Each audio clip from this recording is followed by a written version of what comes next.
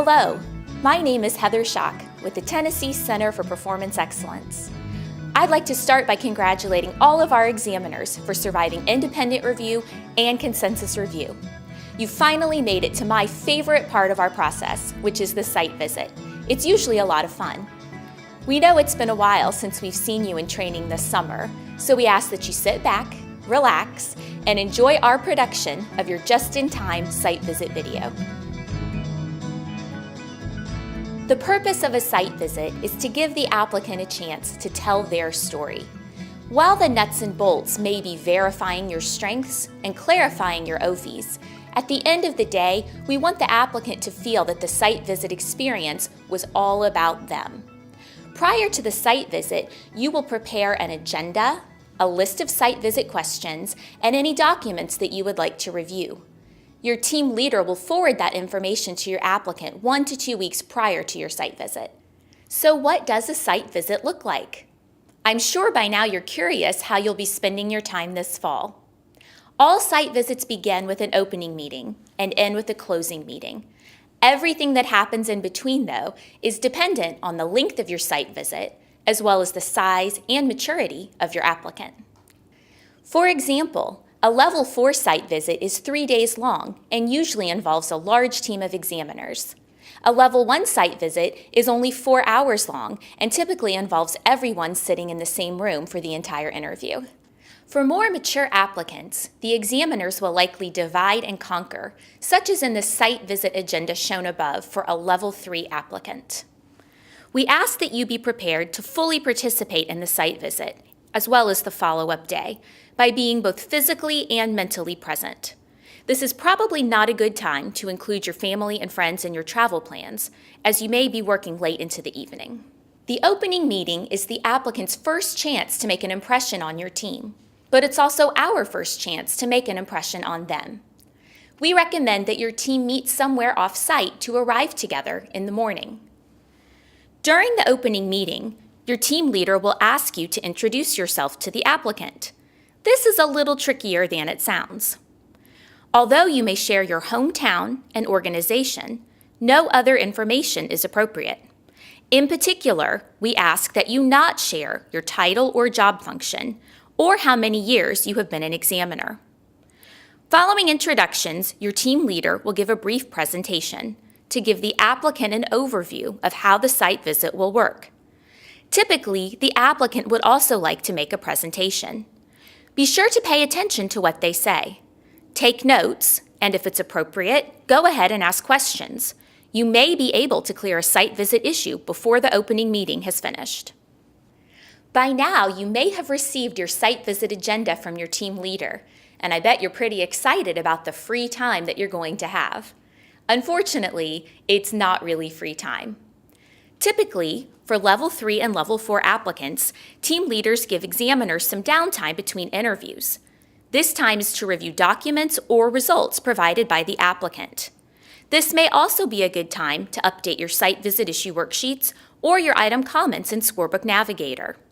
Consider testing deployment of key processes through walk-around questions. Or, if you have the time, your team leader may request a facility tour. At the conclusion of your site visit, you will host a closing meeting with the applicant's team. The meeting itself is not that exciting, but it marks the final chance for you and the applicant to exchange information before the site visit is over. It is imperative that you make sure that you are really finished with your site visit before you walk out the door that last time. Your team should meet and go through any open issues and be sure that you still have plenty of OFIs before hosting your closing meeting. Your most important job during the site visit is to attend and conduct your site visit interviews. We'd like to take a few moments now to show you some sample interviews and give you some tips and techniques to make sure that your interviews will be a success.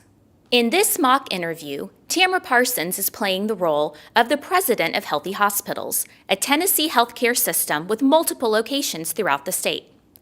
She will be interviewed by Doug Brock, who is the lead for Category 2, Strategy. Jim Hill is the backup, and you'll notice he's ready to take notes. Let's see how this interview goes. Let's jump right in. Okay. Do you have a formal strategic planning process that addresses your short and long-term planning horizons? I don't think I would call it formal, but we do follow a set of steps when we do our plan. It's typically we start out by gathering some information, and we talk to as many people as we can, and then we take that information, group it together. But it's not really formalized. I guess it depends on how you define formal. I don't think I would call it formal, but we do That's follow. a no on that one. We'll go to the next question. How do you use your core competencies as you make decisions about work systems? How do we use our core competencies as we make decisions around our work systems? Well, we have multiple work systems here at Healthy Hospitals, and we've worked real hard to figure out what our core competencies are. We've kind of changed them. One of our core competencies is patient-driven processes, and another core competency again patient-driven processes. All right, thank Because you. patients are who we serve, and so we want them to really be the center of Patient-driven. What was the last our word? processes. Okay. Yes. And the other core competency is evidence-based care, because that's critically important to the quality of health care that we deliver. So we focus on patient-driven processes and evidence-based care. Does that evidence-based have the hyphen between the two words? Typically, yes, that's how you see the words used. Okay, thank you. You're welcome. But we focus on patient-driven processes and evidence-based care as we make decisions around our work systems. And our work systems revolve around kind of our core business and services, the services we provide to people across Tennessee in our multiple But they're hospitals. not really systematic is what I'm hearing. Well, I don't know for sure what you're looking for systematic. So maybe if I explain it in a different way. Maybe if I reread the question, that will help. How do you use your core competencies as you make decisions about work systems? Well, the core competencies. Excuse me, and are you clear what work systems are? Well, I thought I was, but maybe I'm not. So There's a follow-on question. Maybe this will help. How do those decisions incorporate information about your competitors' core competencies? the decisions about the work systems that we consider core competency. Okay. And how do those decisions impact, what was it again? Let me we'll just Maybe start just let you all read the over. question here. Would Okay. that help? How do you use your core competencies as you make decisions about work systems? Okay, that was the first question. How do those decisions Hey, can I call incorporate you back? information Give me about about 15 your minutes. competitors' core Thanks. competencies? Okay. Well, we're not always sure what our competitor considers to be their core competencies, but we certainly look to our competitors' performance around ours. The patient-driven processes, we try to gather information about our competitor in each of our markets and how they perform in the area of patient-driven processes. And we certainly have publicly available data to know where they perform around evidence-based care. So we use that information to I'm a target. little confused. Could you kind of repeat that again? I'm not sure I quite followed the connection there. I think really it just doesn't sound like it's systematic to me. Okay, well then, yeah, there's probably no Well, point I in may not have following up or asking other used the people, I right guess. words, or I may not have made myself clear. Maybe We'll try the next question. Do you track performance results for the achievement of your organizational strategy, intelligent risk-taking, or building of your core competencies? So do we? This is a results question. Okay. So yeah, we do. We track and monitor, report, review, and analyze results around our strategic planning process every month. We know if we're on track from a timeline standpoint to complete our actions by the due date. If it looks like we're going to have a tough time meeting the deadline, then I, as the president, will follow up with that key leader to make sure. Excuse me, if you have those results, then why weren't they in the application for us to review? I don't know exactly why it wasn't included. I know we were kind of tight on space, in the application. And to tell you the truth, I thought we'd answered all the questions, and maybe we just overlooked that one piece. I'm not sure. I mean, is that even worthwhile looking at now, Doug, or is it just disregard that? Yeah, I think we can probably move on that one too. Well, I don't mind a bit to get the results for you. Like I said, that's an important part of our leadership review meeting, and I can put my hands on. If I can just make a quick phone call, I could have them here in just a few minutes. I'd love for you to take a look at them. An application, because we can take that and review it later, but yeah, we can adjust. Oh, I appreciate that. I will get them to you. We can't take them off site or anything, but I guess if she's got them, we can just clear this OFI and be done just with clarify it. it, move on. Yeah, Great. maybe something more important. Good. I thought I understood the question, but then when I started to answer, I felt like I wasn't giving the right answer, and then they just moved on. I think they were probably getting a little frustrated with me. We probably need to be prepared if we don't get the answer we were expecting. And we really thought the systematic process question was going to go somewhere, and then when it didn't, man, what would we do with this? So what other choice did we have at that point than just saying, well, we're going to move on. I guess it's still an OFI, let's move on. So maybe we should have thought it through a little bit more about how we could have followed up with another more meaningful question. I'm pretty frustrated. We spent a lot of time getting ready, and I just don't think they heard what I was trying to say, and I just don't know that we're going to get anything out of it. So I don't think we'll do this next year. Clearly, there was some room for improvement with the way that interview went. Your success on site is completely dependent on your level of preparation. And the way we prepare are by using what we call site visit issues. So what is a site visit issue? Every site visit issue is rooted in a strength or OFI comment you have written. For strength comments, we create a site visit issue to verify the strength. For OFIs, we write a site visit issue to give the applicant an opportunity to clarify the OFI. The site visit issue itself is simply the topic sentence of your strength or OFI comment written as a verify or clarify question. It is our expectation that you will create a site visit issue for every double plus strength as well as every OFI in your consensus scorebook. We can't give the applicant an opportunity for improvement that we have not attempted to clarify on site. We're going to take a few minutes now to look at the right way to document your site visit issues in Scorebook Navigator. If you'd like, you can follow along in Scorebook Navigator or download our sample site visit issue worksheet from the TNCPE Examiner Resources page.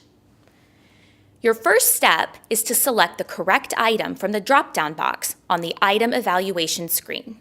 Next, find the comment you would like to clarify or verify on site, and click on the blue lowercase v in the column on the far right-hand side. Just an FYI, that V stands for visit, as in site visit issue. A pop-up box will appear for the comment you selected. The comment and the rationale will be pre-populated from your consensus workbook into the pop-up screen. Your job is to complete the first 3 of the 4 empty boxes: the documents you want to review, the people you would like to interview, and your verify or clarify site visit issue question. Don't worry yet about the 4th box for findings. You will complete that box after your site visit has completed. In this case, you might request the applicant's documentation from their strategic planning offsite from last year and one other year. You would include the question in your Category 2 interview, and you could request that the president of the organization be present if she is the one responsible for strategic planning. Type your clarify question in the potential questions box, but don't put anything else here. And of course, don't forget to save your work. Back on the item evaluation screen, you will notice that the lowercase v is now an uppercase V, indicating that a site visit issue has been entered for this comment. Your team leader will ask you to enter your site visit issues in Scorebook Navigator at least 2 weeks before the site visit date. Your team leader will then be able to print a list of all of the requested documents, interviews, and site visit questions to send to the applicant. While your applicant is busy gathering all of the documents you've requested, you have another job to do as well. You will need to create a site visit issue worksheet in Word for each of the site visit issues you've already documented in Scorebook Navigator. Begin by navigating to the TNCPE Examiner Resources website to download a copy of the blank site visit issue worksheet. If you're wondering why you need a site visit issue worksheet, it's because there is no good way to print the documentation you have entered into Scorebook Navigator. Using the site visit issue worksheet gives you a chance to prepare your questions the way you would like to ask them in the interview, as well as a great place to take notes. At the top of the site visit issue worksheet, you will document the item reference, your site visit issue question, that's the one that starts with verify or clarify, and then cut and paste the entire comment from Scorebook Navigator into the Word document. This will connect your site visit issue worksheet to Scorebook Navigator. Now you are ready to enter the questions onto your site visit issue worksheet the way you plan to ask them in the interview. Remember your evaluation factors here, A, D, L, and I. Begin with a question about the applicant's approach and be prepared to follow up with questions about deployment, learning, or integration as your interview progresses. For example, this site visit issue deals with clarifying whether the applicant has a systematic process for strategic planning. Let's begin by adding some questions about the applicant's approach. Notice that the questions I typed are written in plain English, not crazy Baldridge talk. I would then continue by writing questions related to deployment, learning, and integration. Once my site visit issue worksheet was ready, I would share it with my team leader as well as my item backup, who will use it to take notes on site. So let's review. Begin by selecting your site visit issues, those double plus strengths, and all of the OFIs you would like to discuss on site. For each one of those, complete the site visit issue pop-up form in Scorebook Navigator, listing the documents, interviewees, and your site visit issue only, that verify or clarify question. Next, complete a site visit issue worksheet in Word for each issue you have listed in Scorebook Navigator, and be sure to provide those worksheets to your item backup. Your applicant will receive just the site visit issue questions, the verify and clarify statements, and your documentation list, but will not see the ADLI questions on your worksheet. Be sure to prioritize your site visit issue worksheets in case you run out of time on site, and also be sure to take some blank worksheets with you in case new site visit issues arise. You may be asking yourself now, what if I have a results item? What should I do to prepare a site visit issue then? The good news is the process works almost exactly the same. You'll still complete the site visit issue pop-up in Scorebook Navigator, and you'll still create a site visit issue worksheet in Word. The only difference is for a results item, your questions will focus on levels, trends, comparisons, and integration, rather than A, D, L, and I. Now that all of the participants are prepared, let's see if the site visit interview goes any differently this time. Tamara Parsons is still playing the president of Healthy Hospitals. She will be interviewed by Doug Brock, who continues to be backed up by Jim Hill. We're looking forward to learning more about your organization. Okay. We've got a lot of things we're proud of. Can't wait to tell you about them. Great. Tell me a little bit more about how your organization does strategic planning. There's really 4 steps. I'm not sure if I really articulated that, but we gather information. The community hospitals create their action plans. Mm-hmm. They share that with us at the corporate level, and we aggregate that together, and then we create our strategic plan. How often did you say you repeat that process? Well, the community hospitals do that every year. They do that right in the summer when things are a little calmer. And then at the corporate level, we do that every probably 2 or 3 years. Mm-hmm. Is the corporate planning process on a different, is it the timing different, or? We do ours in November and December to give us time to gather the information from the community hospitals and get everybody together. So it kind of rolls up into the bigger plan. How often do you repeat it? About every 2.5 years. It's about every 2.5 years. Okay, it's a little bit flexible, or? Yeah. So when you've gone through that process, how do you know if you've done a good job or not?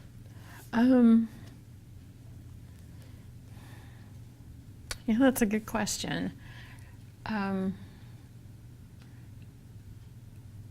monitor things on a monthly basis. Our leadership team does, and then I do, because ultimately I need to answer to our board on our strategic plans. So we review our plans and we determine if we're on track to be on time with our action plans. But I don't really have a formal. I don't know that I Is there any could kind show of you. debrief or after action review or anything like that that you do after you go through your planning process? Well, our monthly meetings, we talk about whether we're on track or not, and if there's something different that we need to do, because sometimes things change, even though we do it about every 2.5 years at the corporate level. What happens when things don't go according to plan? How do you adapt then as an organization? We figure out why it didn't go according to plan. We analyze we determine what the root cause is, because in healthcare we use root cause analysis, and we've learned to apply that to our strategic planning process. That we didn't always do that, but we learned that that's going to help us. So Do you have a sense for whether your organization is getting better at accomplishing those important action plans? yeah, I think that most people you would talk to here at Healthy Hospitals would say that we are, that we feel like we're accomplishing more and more every year. So if an executive asked you to prove that, what kind of information could you give them that would support the fact that the action plans are being executed better? I would show them our, we've got, like, as far as I mentioned, our timeline for completing our action plans. We're 92% on time, so I would show them that, and we didn't start out there. It was kind of embarrassing, but we were only about 50% on time a few years ago. So we show that every year we're getting better at doing things on time. And our patient satisfaction scores have been going up. They're better than our competitor in several of our key markets now. And I would show them that. Can you get any comparative data from national organizations or anything like that? Is that the ones you have to wait a couple of years, or there may be some other sources that are available? To get our direct competitor, we rely, I'm sure you're familiar with Medicare, so we tend to rely on Medicare, and it's usually a year or two older than our data. But now that you've said that, I think there is something I wasn't thinking about until you mentioned that. We do use a vendor to give us some best practices data and some comparisons.